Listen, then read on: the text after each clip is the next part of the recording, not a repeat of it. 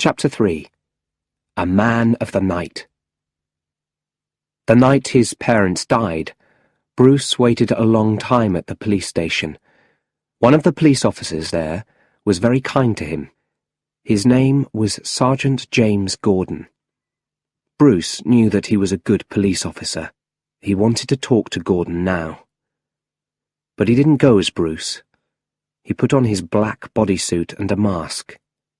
When Batman appeared in Gordon's office, the sergeant was surprised and frightened.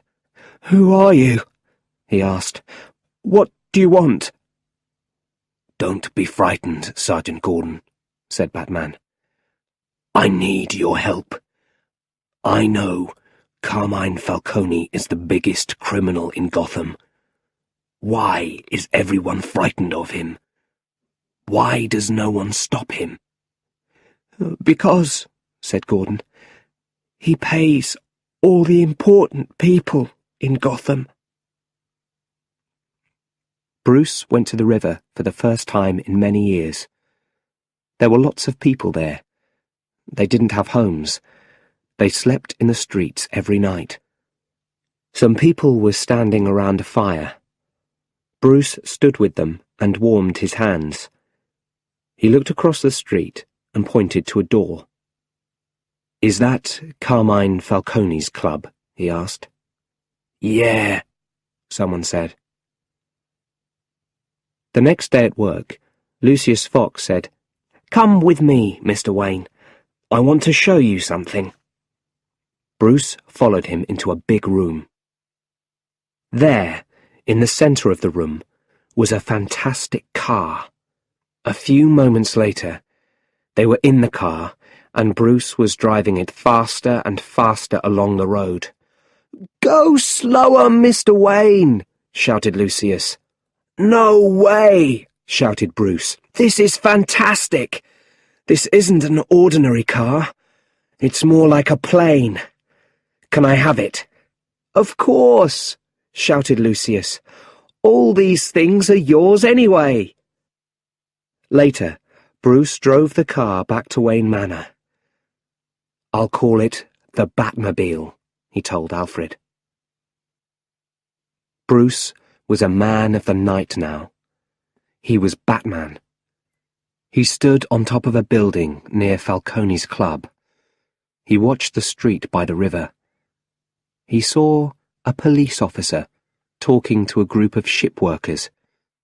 The officer took out a small white bag and gave it to the workers. Drugs. So some of the Gotham police were bad too. Falcone was paying everyone. Falcone sat in his office with Dr. Crane, the boss of Arkham Asylum for the mentally ill. "Our boss is arriving very soon," said Crane. "When I tell him about the money, his money, he won't be happy." "Don't tell him," said Falcone. "I won't take any more. This is the last time." He gave Crane a small bag. "Do you want to test the drugs now?" he asked. Suddenly, there was a loud bang and the sound of guns. Crane quickly escaped through the door. Batman flew into the room. "What are you?" asked Falcone. "I'm Batman. Everything changes tonight." Batman crossed the city to Rachel's house. He climbed through her bedroom window. "Rachel, wake up," he said. "I want to tell you something. Everything changes tonight." "And who are you?" "A friend. I want to do good like you. I want to fight the bad people of Gotham." Sergeant Gordon arrived at the river. A lot of newspaper people were there. They were taking photos. Next to a ship, there was a large box full of small bags of drugs. Falcone's men were lying behind the box. Fantastic, said Gordon. Where's Falcone? He always escapes trouble. Not this time. Look, he's over there, someone said. Gordon looked. There was a big light next to the river. A man was lying across the light. He wasn't moving. It was Falcone. Rachel read the newspaper the next day and saw the photo of Falcone on the front page. She smiled. At the police station, Sergeant Gordon's boss was very angry. "Who did this to Falcone?" he shouted. "Find him fast. The police look stupid because of him." "I think he's trying to help us, sir," Gordon said. "We don't need his help," shouted his boss. "Well, I think we probably do," thought Gordon, but he didn't say anything. Dr. Crane was visiting Falcone at the police station. "Tell the police I'm mentally ill," Falcone said to him, "or I'll tell them about you and the drugs." Crane was angry. "What do you know about me and the drugs?" he asked. "I know that you test them on people in your hospital," said Falcone. "I know the boss is planning something big." "Would you like to see my mask?" said Dr. Crane suddenly. "I use it in my tests. People are very frightened of it. They don't like it at all."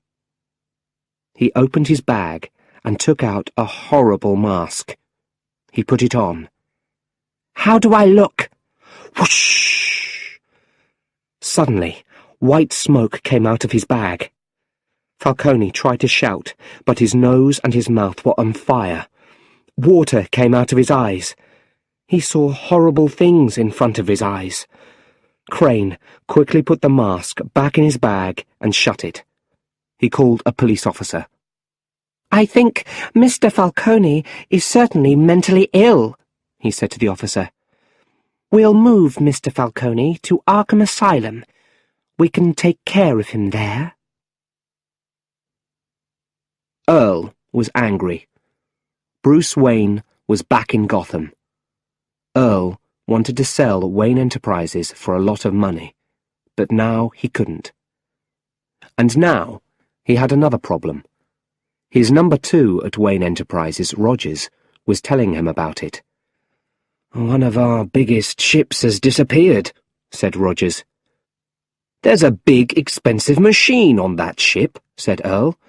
"A very dangerous machine that can change water into steam."